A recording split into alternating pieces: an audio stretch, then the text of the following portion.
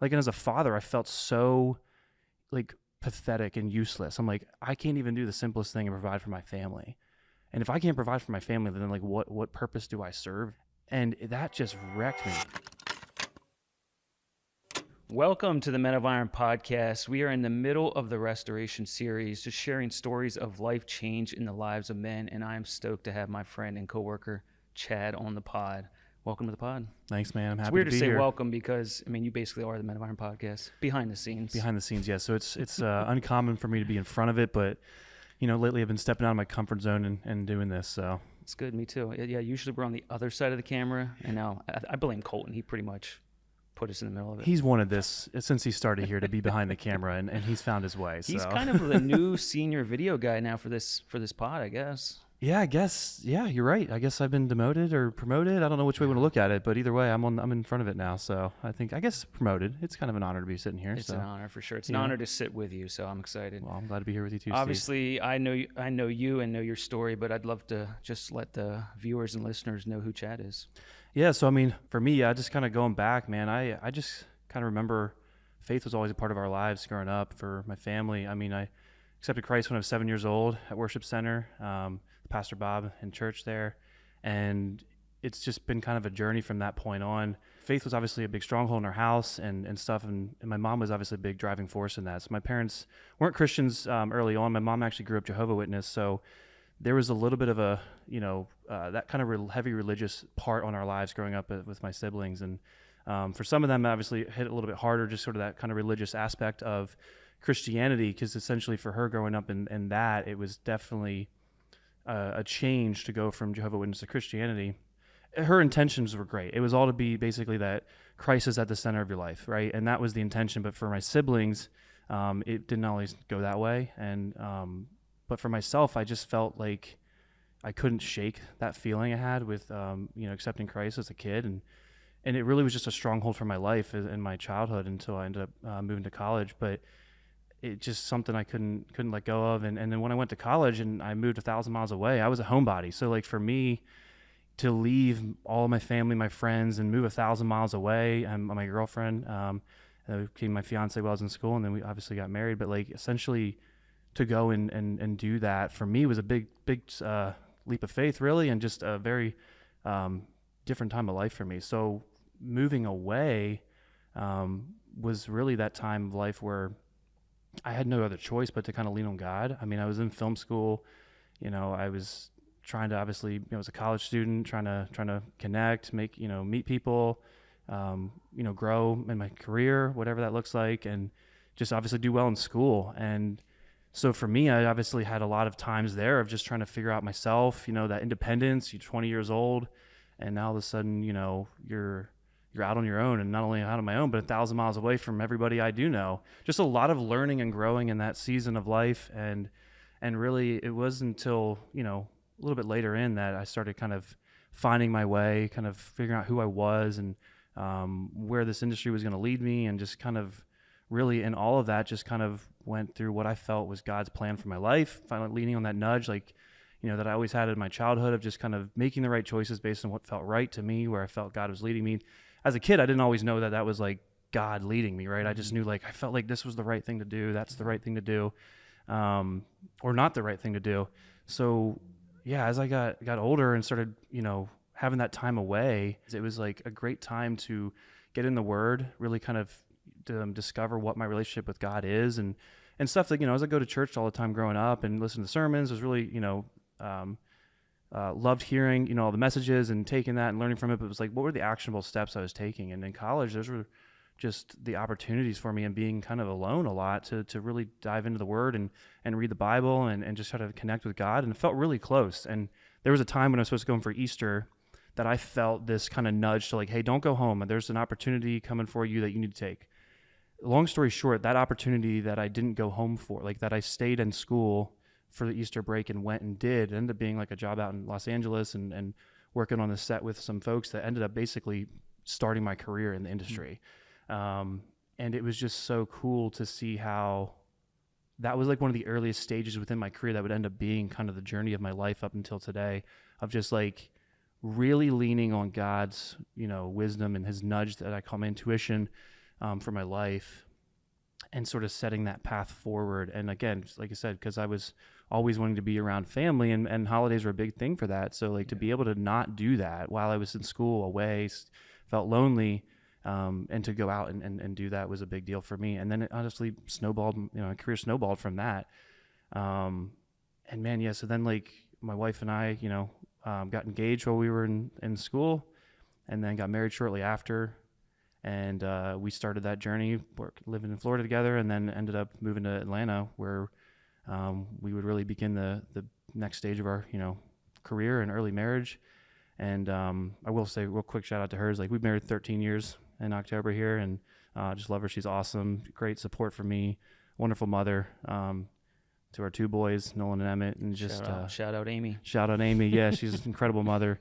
And just can't say enough about what she does for all of us. And yeah, I just love my boys, two boys. So he's going to get some brownie points for that. Just talking about how great your wife is. Gotta say it. I gotta say it in this moment, whether when I get a chance. So yeah, that's like going back to the time in Atlanta. That was our chance to really discover ourselves as an early, newlyweds, right? Just figuring out what are we looking to accomplish and do and stuff. So, and again, we were both away from everybody. So she obviously, just like I did, left everybody, close family, and moved all the way down to Florida. And then together we were in Georgia. So, and moving to Georgia for us was just like opportunities were happening. It was another leap of faith, like God, that kind of nudge of like, hey, we've been in Florida for about a year now, and we feel this nudge of like, hey, we need to go and move to Atlanta. Opportunities are presenting themselves. We've had so many. I've been traveling back and forth. Like, it's time to go. Let's go.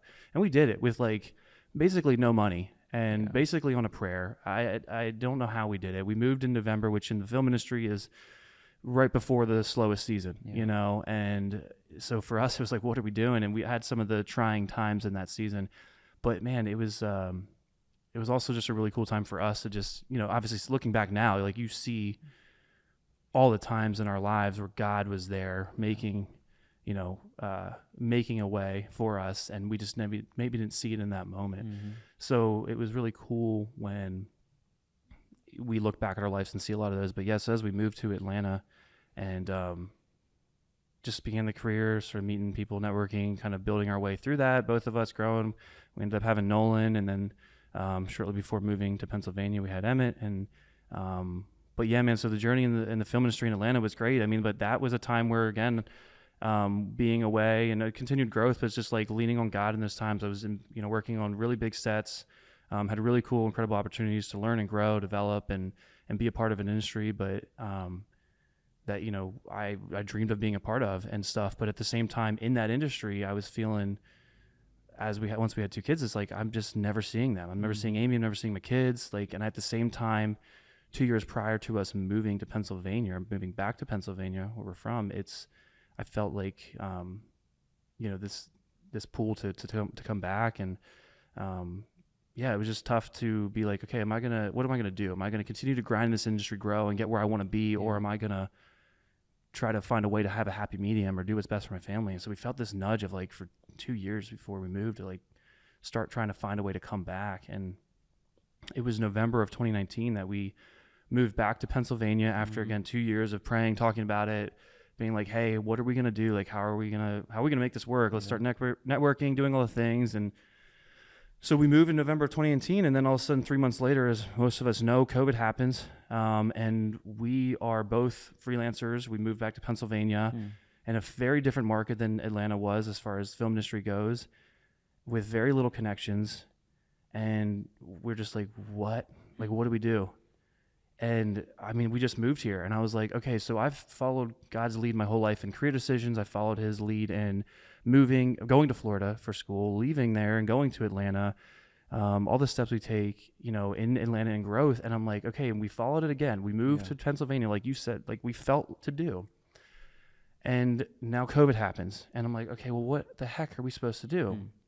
So in that season of life, I was just bitter. I was angry. I was like, this is so ridiculous. Why would you have us move here when there's no opportunities, like, at all? Like, there's just nothing. Like, what I can't even, like, and as a father, I felt so like pathetic and useless. I'm like, I can't even do the simplest thing and provide for my family.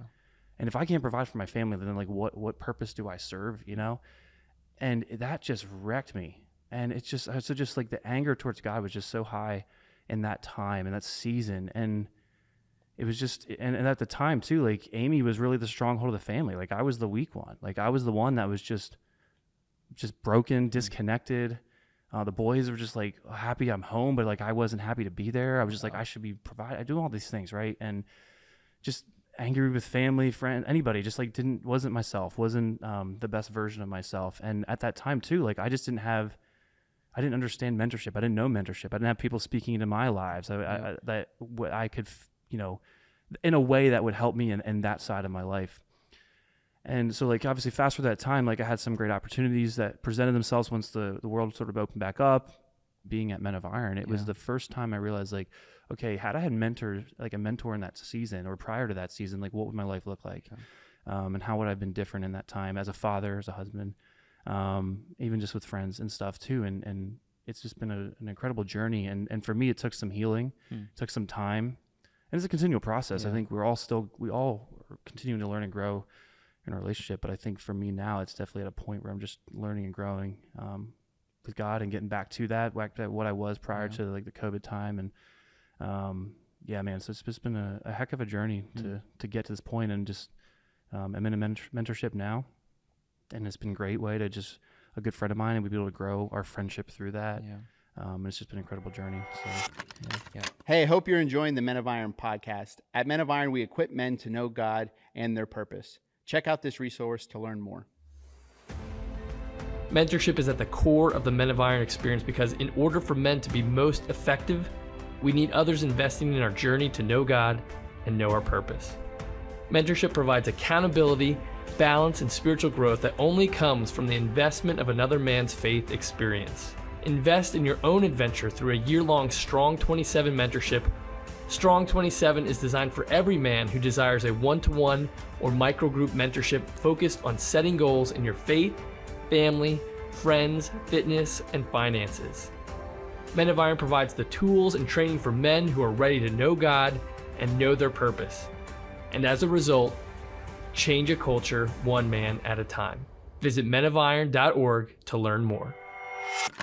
Yeah, well, thanks for sharing, man. You talked a lot about moving back from Atlanta to Lancaster and just that tough season, being angry at God and just like not being the spiritual leader of the home.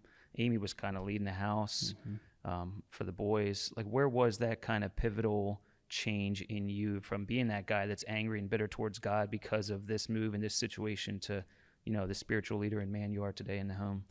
Man, yeah, I got to give some props to the team at LCBC, honestly, at that time, because for me, it was getting out of my rut, not working, being home, just in my own thoughts. And it just was being around people that, were positive, encouraging, supportive, loving, very much like I feel here with Men of Iron. It's just like, it was something that I didn't know I needed.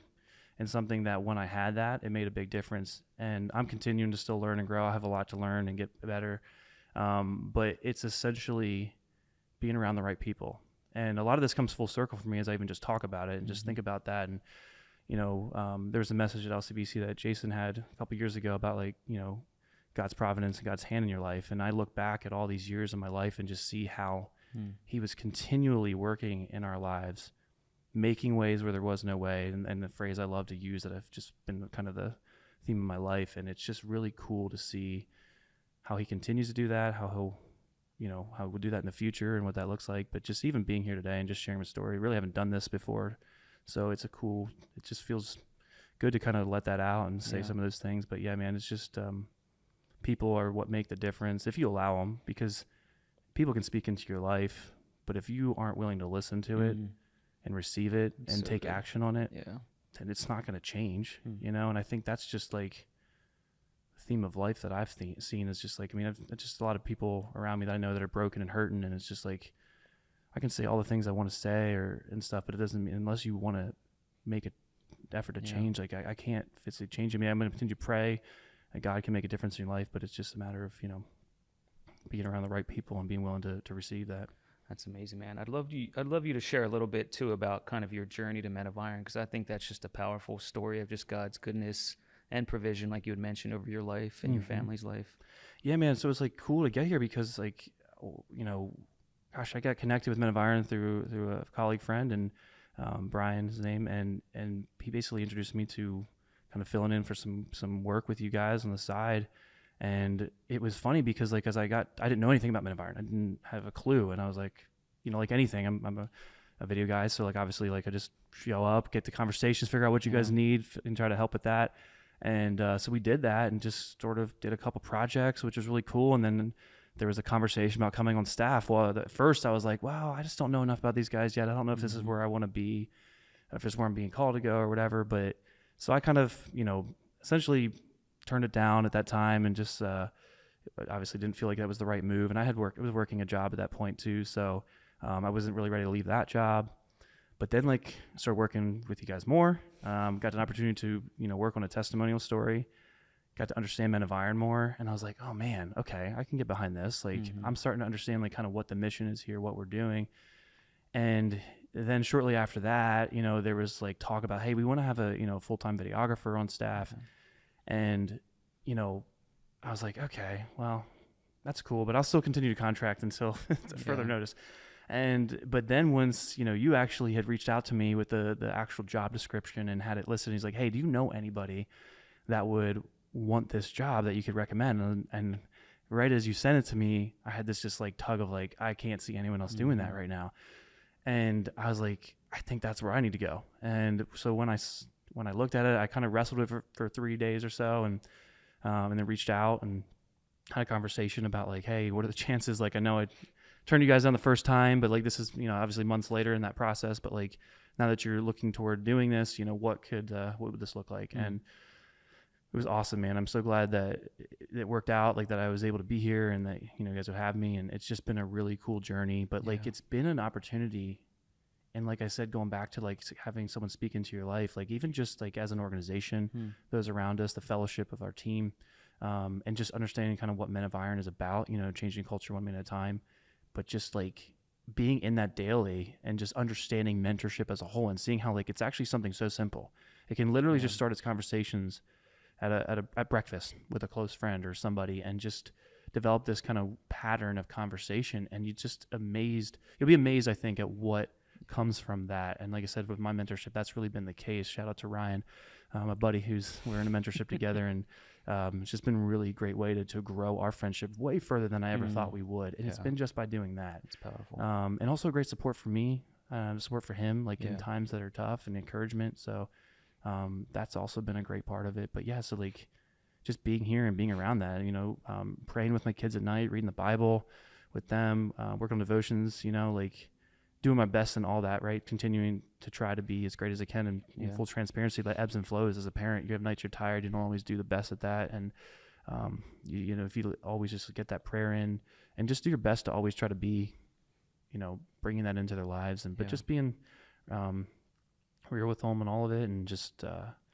that's been a great part of just being here with Men of Iron, and just seeing all that, and how I've been able to take that into my life at home. Yeah, it was cool to kind of walk alongside you during that journey of like your previous job, and you came on, you know, contracted work with Men of Iron, and I could see that progression as we went from project to project, and like clearly God was like kind of working on your heart and moving some things around, because I know you were not super thrilled about where you were at the time at your employer, without saying too much, but it was cool to see, like every time we would start a new project, I could see your heart soften to what God was doing, and you were kind of talking more about Men of Iron and how cool it would be to join, and God orchestrated it. So absolutely. it's Yeah. awesome. Yeah. And even just seeing like you personally as a friend now, like seeing your life change just in this short time at Men of Iron, like I've seen you grow as a leader and father and husband. It's just awesome to see you pour what you've learned through just your time at Men of Iron and being in a mentorship, pour that into Amy and the boys. It's been awesome to watch. Well, thank you. Yeah. I mean, it's again been just through what I've been able to just soak up by being here, and obviously just God too, you know, right. Working through and being willing to listen and feel that and make the change, I think is the biggest part. 'Cause like I said earlier, if you don't want to change, you're not going to change. It's all about being willing and able, and having the hard conversations and growing from it is the key. Amen. So, Is there anything specific that stands out to you from your childhood upbringing, whether good or bad, that has helped shape you into the man and leader you are today? That's a great question, man. Well, I think it's just been that foundational element of God in my life from an early age, because I know so many people who came close, found Christ later in their life. And I was always the kind of person like, man, I don't know how to fully relate to that, because I was always, God was always a part of my life. I always knew all the stories. I knew, about everything within that for what I need as a kid. And so I just feel like having that foundational element and knowing that in the darkest or the worst times, whether I'm angry or not, like, where can I turn? So I think that, like, continually seeing all the times in my life where, like, I maybe would astray away, I can always come back to him, kind of humble down and realize, like, okay, you're still here for me, even if I'm not seeing it or if I'm not looking for you, watching my back, keeping an eye on me. And I think it's just knowing that he's there has been the part for me that I can hold on to. And like I said, you have some seasons, man, where it's just like, where are you at? What are you doing? Why am I here? Why am I doing this? Why is that this way? And you can ask all those questions, but he's still there, and his timing, man, is just impeccable. Yeah. I think that you continue to lean and go on that. And that's been kind of the story of my life, is just leaning my intuition, feeling like where he's pulling me to go to. And again, that's the part of just like growing as a father, as a husband. How do I continue to do that personally? Because it's one thing to grow in your career, one thing to go out and do that, but how do you do that at home? How do you, because that is where you go every day. That is the people that are closest to you. And so how can you continue to make sure that that is a priority in your life? Because so often for me as a career-driven person, it was like the career was the priority. So for me to move here was, and to do a major change from what I went to school to do. And I'm not saying I'm not doing it, just in a different way than I envisioned originally, but also a way for me to bring what I've learned and experienced and do it in ways that God's called me to do. So I think that's what's really cool about it. Yeah. But it's just sort of a longer version of just kind of leaning on him and knowing he's there, I think, has helped. That's amazing.